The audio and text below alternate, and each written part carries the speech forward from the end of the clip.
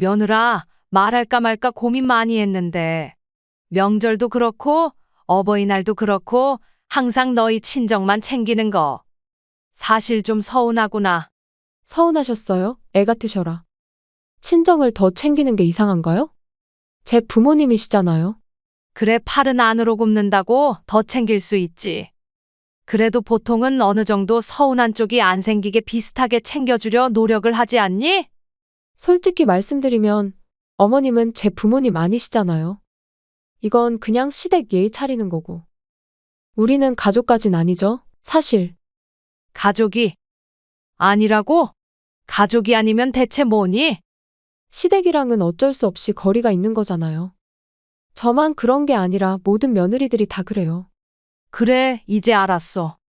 더 이상 너희한테 아무것도 바라지 않을게.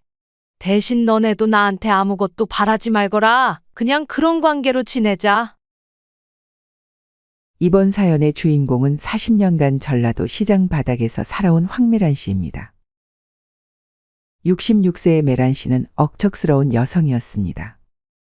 6년 전 남편이 세상을 떠난 후 아들의 제안으로 아들 부부집 근처 서울 도봉구의 작은 전셋집에서 홀로 살아가고 있었죠.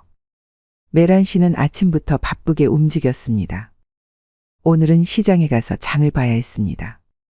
평생 시장에서 장사를 했던 메란 씨는 물건 고르는 안목만큼은 누구보다 정확했습니다. 오이와 호박, 쌀과 고춧가루까지 하나하나 꼼꼼히 살펴보며 장바구니를 채웠습니다. 사장님, 오이 좀 더 싱싱한 걸로 주세요. 메란 씨의 목소리는 여전히 힘이 넘쳤습니다. 겉으로 봐서는 아직 50대로 보일 정도였죠. 평생 일하며 단련된 몸과 마음은 쉽게 늙지 않았습니다. 집으로 돌아오는 길, 메란 씨는 잠시 발걸음을 멈췄습니다. 도봉구의 작은 전셋집에는 아무도 메란 씨를 기다리고 있지 않았습니다. 메란 씨는 담백하게 한숨을 내쉬었습니다. 다행히 아들 가족이 가까이 살고 있었습니다. 적어도 완전히 혼자는 아니었죠. 아들 심도윤과 며느리 최한서 부부는 메란 씨의 집에서 15분 거리에 살고 있었습니다. 아들이 결혼한 지 6년, 손주 지호도 곧 5살이 됩니다. 다른 어머니들도 마찬가지겠지만 메란 씨는 아들만 보고 살아왔죠. 하지만 그런 아들이 결혼하고 나서는 자주 서운함이 스며들곤 했습니다. 핸드폰이 울렸습니다. 아들이었습니다. 엄마, 저 좀 이따가 집에 와주실 수 있어요? 안서가 오늘 약속이 있어서 손주 좀 봐주셨으면 해요. 메란 씨는 자연스럽게 대답했습니다. 그래, 알겠다. 몇 시까지 가면 되니? 6시쯤 와주세요. 정말 감사합니다. 전화를 끊고 메란 씨는 시계를 보았습니다. 아직 3시간 정도 여유가 있었습니다. 메란 씨는 아들 집에 갈 때 가져갈 음식을 준비하기 시작했습니다. 손주가 좋아하는 약간 달달한 감자조림과 계란말이를 준비했습니다.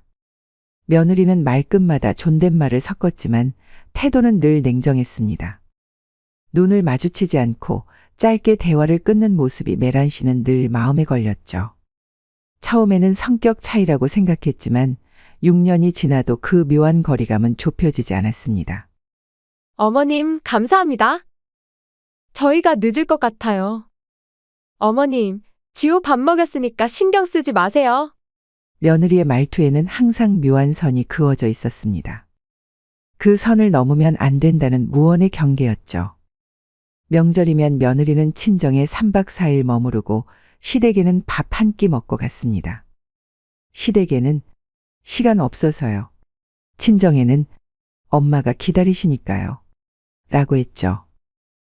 메란 씨는 그럴 때마다 속상했지만 내색하지 않았습니다. 며느리는 딸이 아니다. 바라지 말자. 그렇게 자신을 달래며 살아왔습니다. 하루에도 몇 번씩 이 말을 되새기며 스스로를 다독였습니다.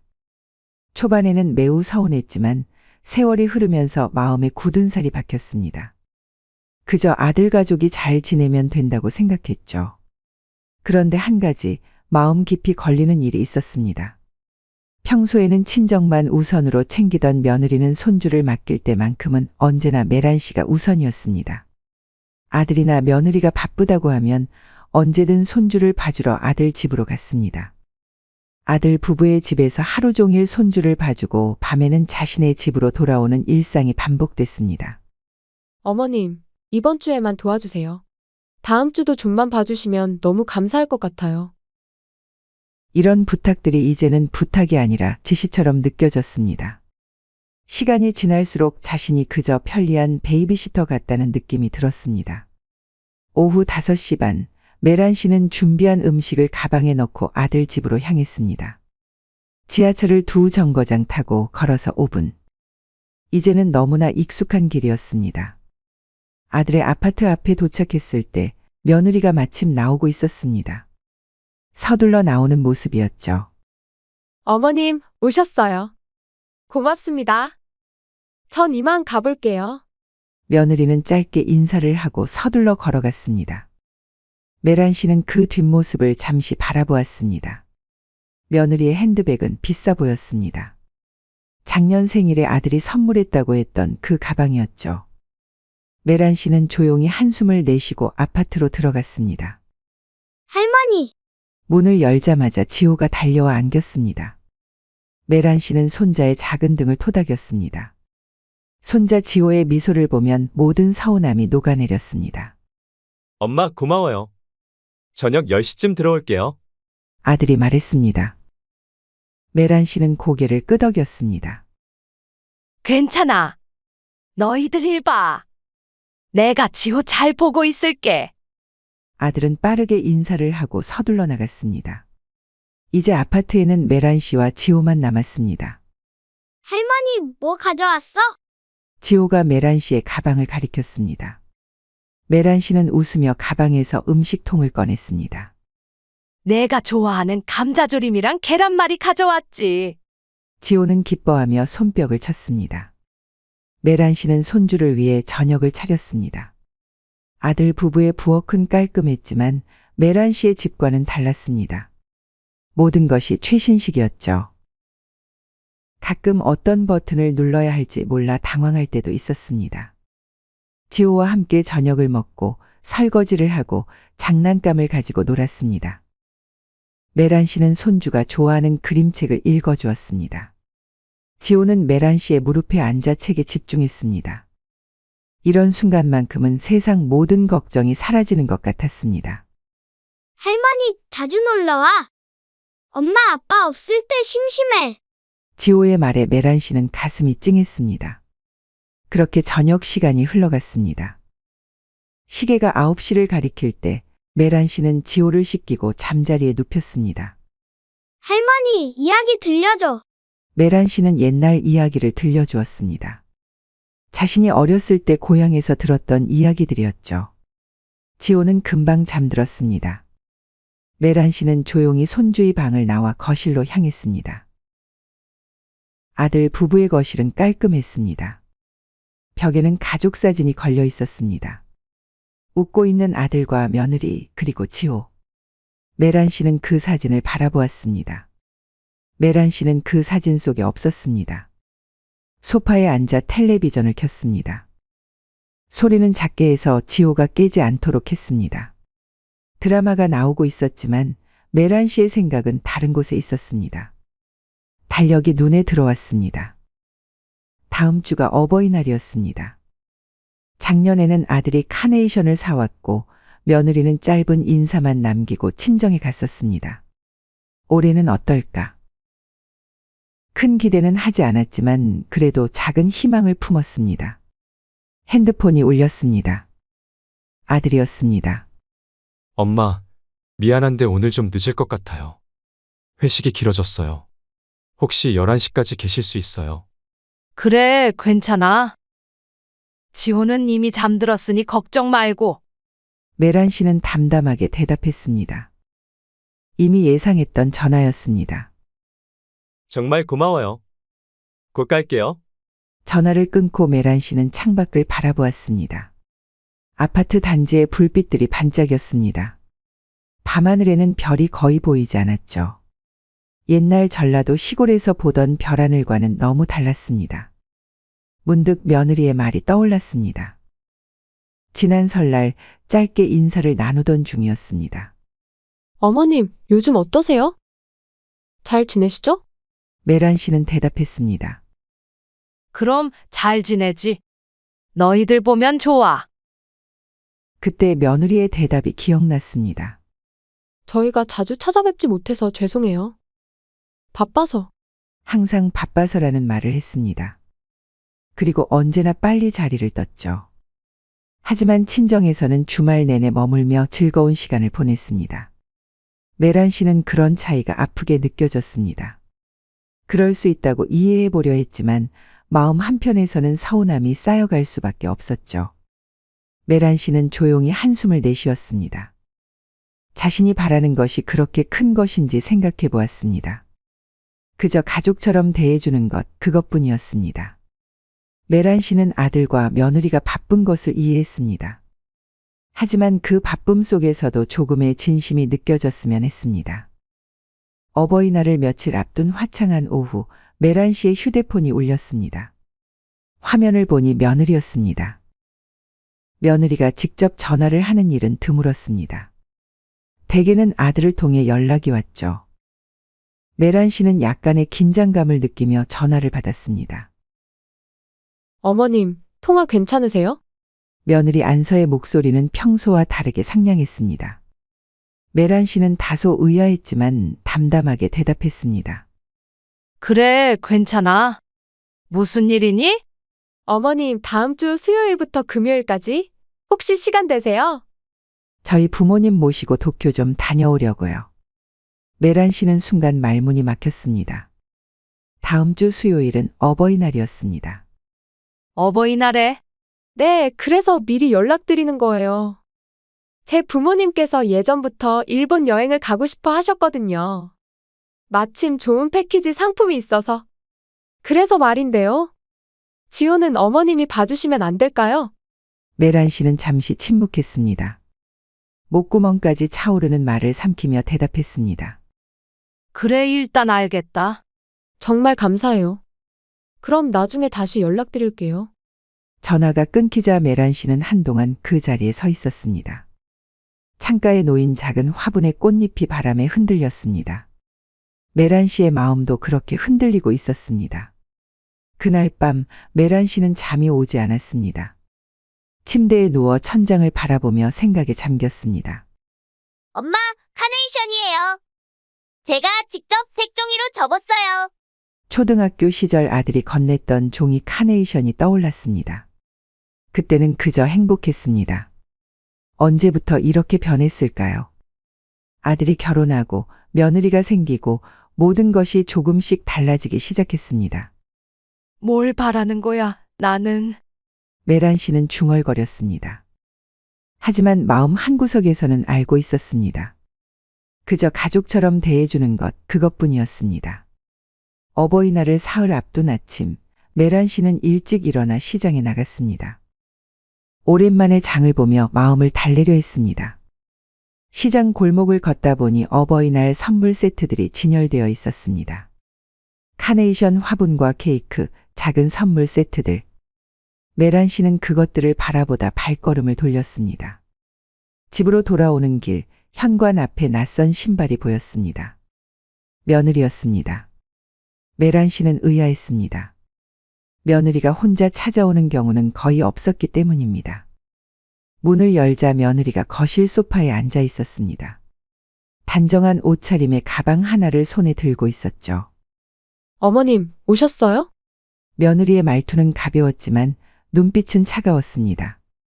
메란 씨는 장바구니를 내려놓고 조용히 대답했습니다. 갑자기 무슨 일이니? 말도 없이? 며느리는 손에 들고 있던 작은 종이봉투를 내밀었습니다. 급해서 편의점에서 산 거예요. 어머님도 챙겨야 하니까요. 메란 씨는 봉투를 받아들었습니다. 열어보니 5만 원짜리 지폐 한 장이 들어있었습니다. 말투도 표정도 그저 의무적으로 처리한다는 느낌이었습니다. 이게 뭐니? 어버이날 선물이요. 저희가 여행 가니까 미리 드리려고요. 아, 그리고 도쿄 여행 가는 동안 지호 봐주시는 거 확실한 거죠? 며느리는 이미 자신의 선물이 받아들여지고 요청이 수락된 것처럼 말했습니다. 메란 씨는 느꼈습니다. 이 봉투는 선물이 아니라 거래였던 것입니다. 메란 씨는 그동안 참아왔던 말들이 목구멍까지 차올랐습니다. 며느라, 말할까 말까 고민 많이 했는데.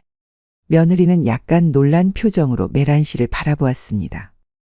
평소 메란 씨가 자신의 감정을 직접적으로 표현하는 경우가 드물었기 때문입니다. 명절도 그렇고, 어버이날도 그렇고, 항상 너희 친정만 챙기는 거. 사실 좀 서운하다. 메란 씨의 목소리는 조용했지만 단호했습니다. 6년 동안 참아왔던 서운함이 담긴 말이었습니다. 며느리 안서는 순간 당황한 듯 했지만 곧 가벼운 웃음을 지었습니다. 서운하셨어요? 애 같으셔라. 전 그냥 당연한 건 줄 알았는데요. 당연히 친정을 더 챙기는 게 이상한가요? 제 부모님이시잖아요. 그래, 팔은 안으로 굽는다고 더 챙길 수 있지. 그래도 보통은 어느 정도 서운한 쪽이 안 생기게 비슷하게 챙겨주려 노력을 하지 않니? 메란 씨는 며느리의 태도에 더욱 당혹스러웠습니다. 며느리는 봉투를 탁 메란 씨 앞으로 밀며 말했습니다. 솔직히 말씀드리면 어머님은 제 부모님 아니시잖아요. 이건 그냥 시댁 예의 차리는 거고. 우리는 가족까진 아니죠, 사실. 메란 씨는 그 자리에 얼어붙은 듯 서 있었습니다. 가족이라는 단어가 가슴을 찔렀습니다. 6년 동안 며느리를 가족으로 생각했던 메란 씨의 마음이 산산조각 났습니다. 가족이 아니라고? 메란 씨의 목소리가 떨렸습니다. 네, 그렇죠. 어머님은 도윤 씨 어머님이고, 저는 도윤 씨 아내고. 그냥 각자의 위치가 있는 거잖아요. 어머님이 제 엄마는 아니니까 제가 친정에 더 신경 쓰는 건 당연한 거 아닌가요? 그리고 솔직히 며느리는 잠시 말을 멈추더니 손가락으로 테이블을 톡톡 두드렸습니다.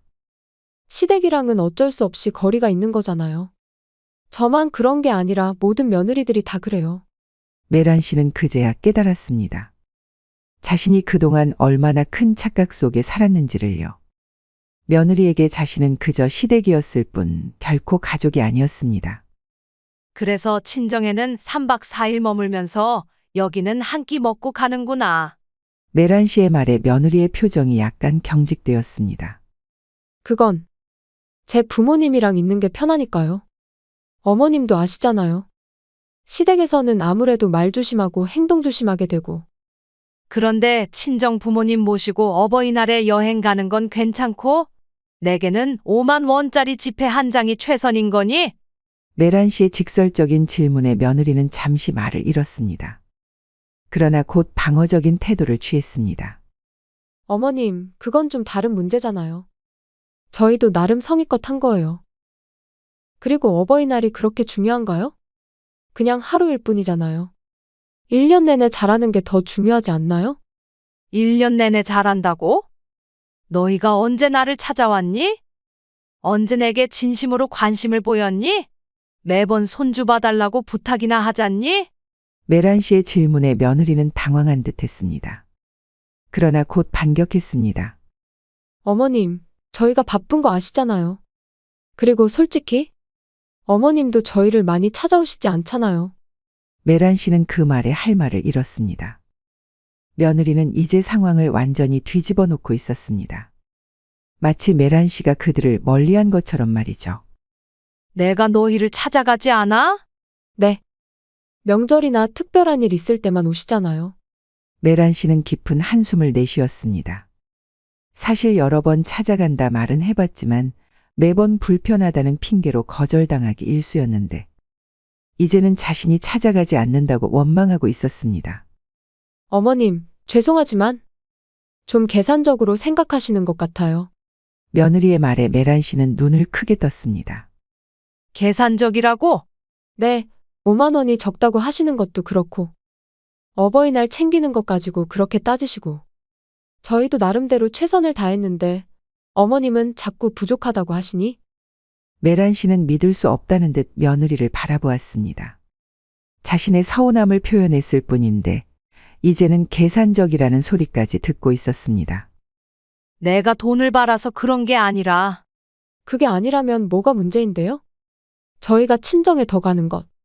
그건 어쩔 수 없는 거잖아요. 가족이 아니니까요.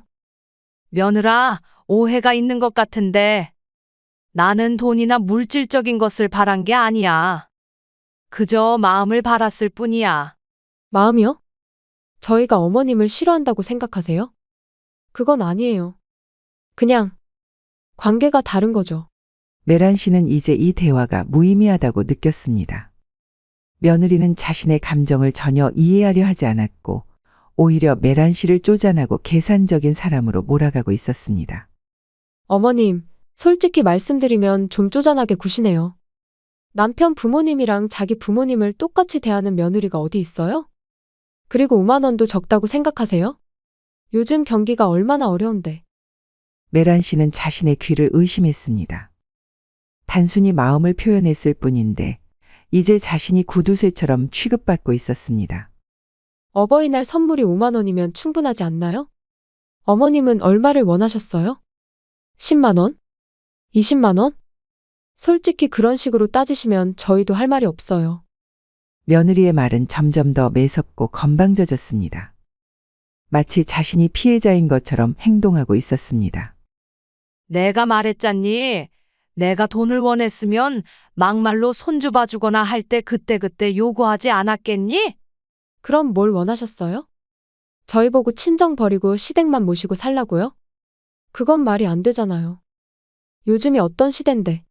메란 씨는 더 이상 반박할 기력이 없었습니다.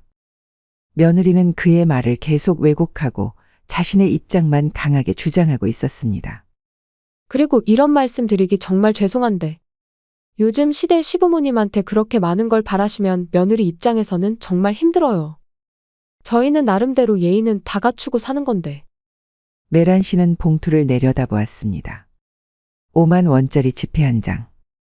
그것이 며느리가 말하는 예의였습니다. 며느라, 그만하자. 내 마음은 너가 절대 이해하지 못할 거야. 어머님, 저도 사람인데 왜 이해를 못해요? 그냥 어머님이 너무 많은 걸 바라시는 거예요. 다른 집 시어머니들은 이 정도면 다들 좋아하시는데. 메란 씨는 그 말에 쓴웃음을 지었습니다. 다른 집과의 비교. 마치 자신이 너무 과한 요구를 하는 사람처럼 취급받고 있었습니다. 알았어. 내가 너무 많은 걸 바랐나 보구나. 맞아요. 어머님이 조금만 마음을 내려놓으시면 서로 편할 텐데. 자꾸 이것저것 따지시니까 저희도 힘들어요. 메란 씨는 창밖을 바라보았습니다. 더 이상 할 말이 없었습니다. 며느리는 자신의 모든 감정을 따지기로 치부하고 있었고 자신을 쪼잔하고 구시대적인 시어머니로 몰아가고 있었습니다. 그래. 이제 알았어. 더 이상 너희한테 아무것도 바라지 않을게. 메란 씨는 할 말을 잃었습니다. 며느리의 말이 너무 뜻밖이었기 때문입니다. 가족이 아니다라는 그 말이 가슴 깊은 곳을 찔렀습니다. 그렇게 정적이 흐르자 며느리 안서는 자신이 우위에 있다고 판단했는지 그 틈을 비집고 적반하장처럼 말을 이어갔습니다. 그리고 어머님, 이참에 말씀드릴게요. 매번 손주 좀 봐달라고 할 때마다 그렇게 인상 쓰실 거면 왜 봐주셨어요? 그냥 싫다 하시던가. 메란 씨는 순간 눈을 크게 떴습니다. 인상을 쓴 적이 없었습니다. 항상 그래, 알았다고 말했을 뿐입니다. 겉으론 그래, 알았다 해놓고 뒤에서 이러는 거 솔직히 저도 피곤하거든요. 메란 씨는 숨을 깊게 들이켰습니다. 자신이 도움을 주고 있는데도 이렇게 억울한 누명을 쓰는 상황이 믿기지 않았습니다. 6년 동안 참아왔던 분노가 조금씩 올라오기 시작했습니다. 안서야, 넌 정말 그렇게 말했어야 속이 시원하니? 메란 씨의 목소리가 떨렸습니다. 그러나 그것은 약함이 아니라 억눌려 있던 감정이 터져나오는 소리였습니다. 안서는 눈을 피하지 않고 대답했습니다. 오히려 당당하게 메란 씨를 정면으로 바라보며 말했습니다. 전 솔직한 게 낫다고 생각해요. 괜히 서로 좋은 척하면서 뒤에선 서운하니 어쩌니 그런 거 웃기지 않아요? 메란 씨는 자신의 귀를 의심했습니다. 며느리가 지금 자신의 진심 어린 감정을 웃긴 것이라고 표현하고 있었습니다. 그리고 손주 봐주는 것도 할머니가 봐주는 것도 당연하지 않나요? 너무 정 들이시지 말았으면 좋겠어요. 기대하시면 저도 부담스러워요. 그 말이 메란 씨의 가슴 깊은 곳을 찔렀습니다. 정들이지 말라는 말은 곧 당신과 가까워지고 싶지 않다는 뜻이었습니다. 6년 동안 가족이라고 생각했던 며느리의 진심이 고스란히 드러난 순간이었습니다. 그 순간 메란 씨는 무언가 가슴 속에서 퍽 하고 내려앉는 소리를 들었습니다. 그것은 망설임이 사라지는 소리였습니다. 평생 참고 살아온 메란 씨의 인내심이 바닥을 친 순간이었습니다. 그래, 너가 나를 남으로 생각한다는 거 잘 알았다. 그럼 이제 너희가 살고 있는 집, 남의 집이니 내 집에서 네 짐도 빼라. 나는 더 이상 그런 관계 유지 안 한다. 며느리의 얼굴이 순간 굳었습니다. 메란 씨가 이렇게 단호하게 나올 거라고는 예상하지 못했던 것 같았습니다. 어머님, 그게 무슨... 며느리는 당황한 기색이 역력했습니다. 자신의 말이 너무 과했다는 것을 이제야 깨달은 듯했습니다. 무슨 말씀을 그렇게 하세요? 저는 그냥 솔직하게 말한 것뿐인데. 메란 씨는 대답하지 않았습니다. 천천히 현관으로 향했고 문을 열었습니다. 그것은 명백한 나가라는 신호였습니다. 어머님, 너무 과민하게 반응하시는 거 아니에요? 저는 그냥... 나가거라. 더 이상 말 섞기 싫다. 며느리는 어쩔 수 없이 일어났습니다. 처음으로 당황한 기색이 역력했습니다. 자신이 너무 나아갔다는 것을 이제야 깨달은 듯했습니다. 어머님, 이러시면 도윤이가... 네 남편한텐 내가 알아서 말할 테니 넌 그냥 나가. 메란 씨는 단호했습니다. 더 이상 타협의 여지가 없다는 것을 분명히 했습니다. 며느리는 마지못해 가방을 들고 나갔습니다. 현관문을 나서기 전 마지막으로 한마디 던졌습니다. 정말 이러실 거예요? 지호는요? 지호 안 보셔도 된다는 말이죠? 손주?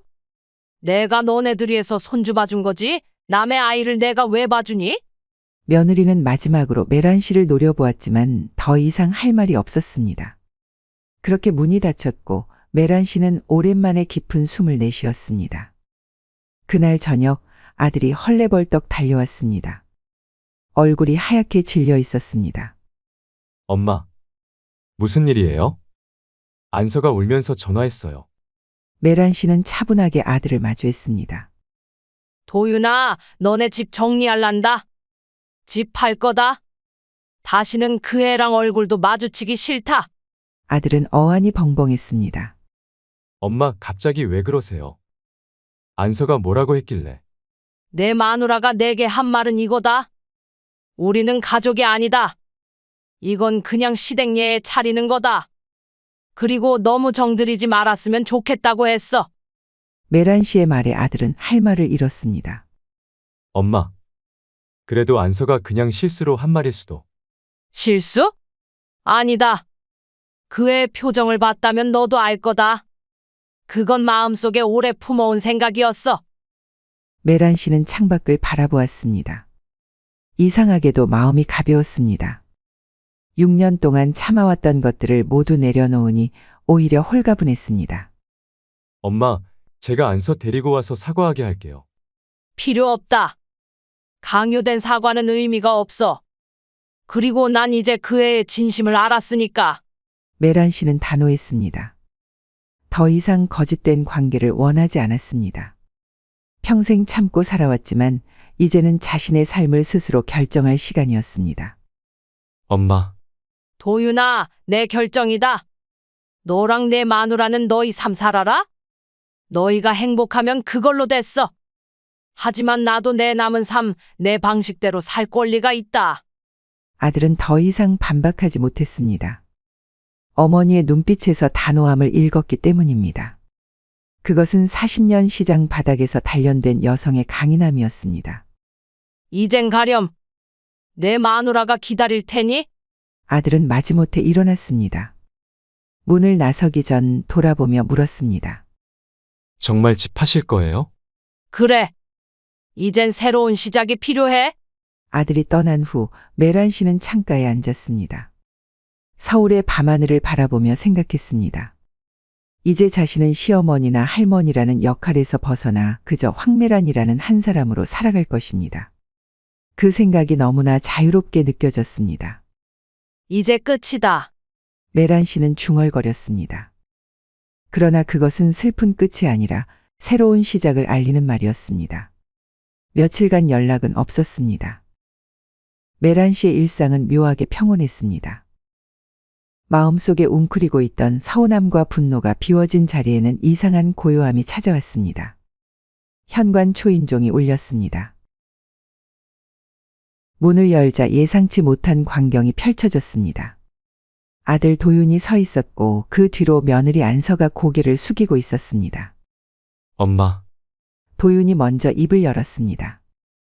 어머니의 눈을 제대로 마주치지 못했습니다. 메란 씨는 잠시 문간에 서서 두 사람을 바라보았습니다.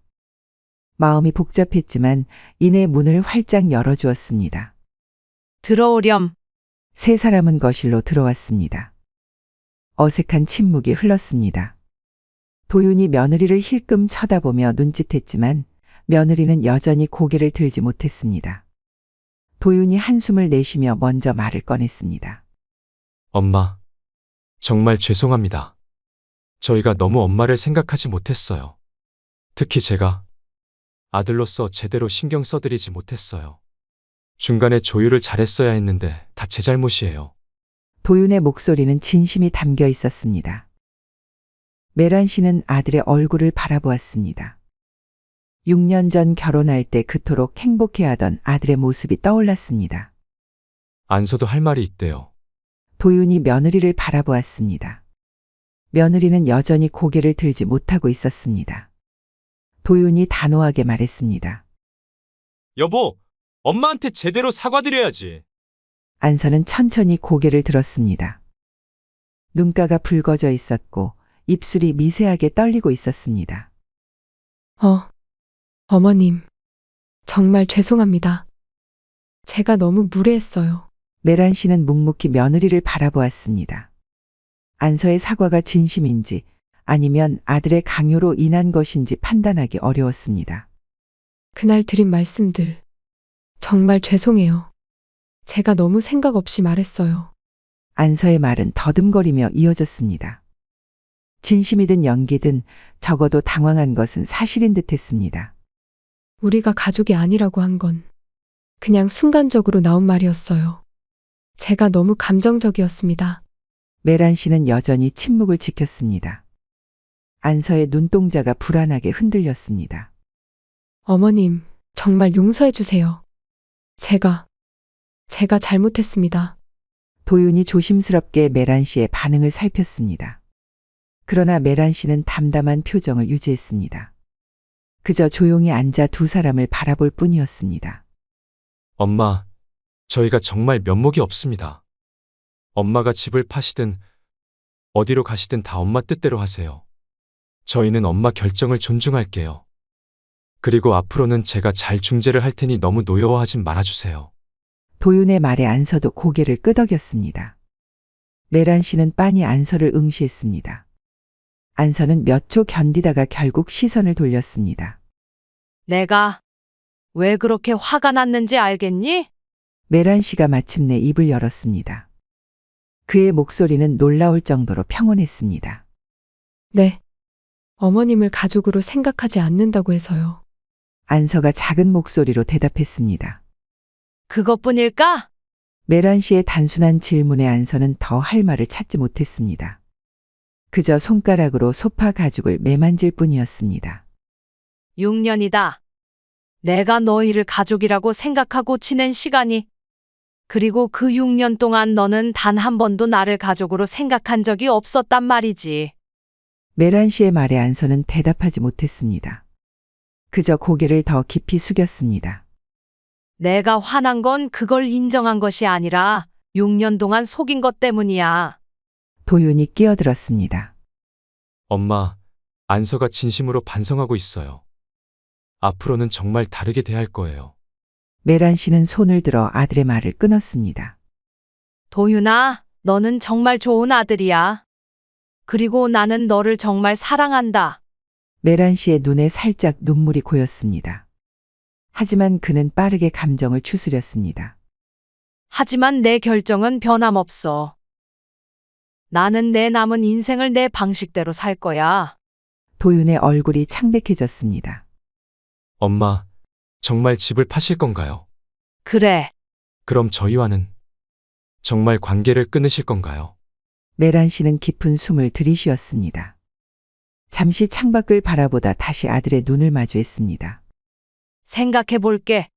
간단한 대답이었지만 그 안에는 복잡한 감정이 담겨 있었습니다.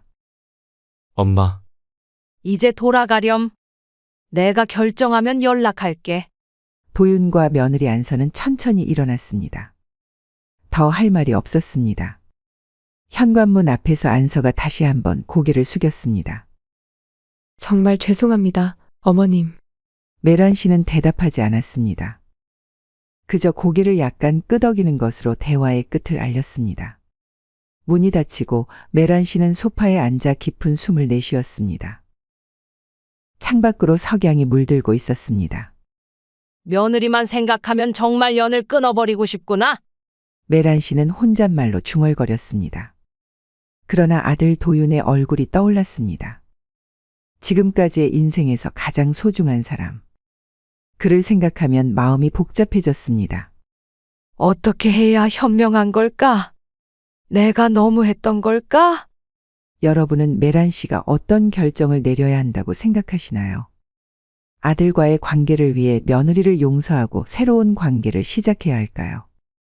아니면 자신의 존엄성을 지키기 위해 정말로 독립된 삶을 선택해야 할까요? 현명한 선택이란 과연 무엇일까요? 댓글로 여러분의 생각을 남겨주세요. 지금 메란 씨는 조언이 필요합니다.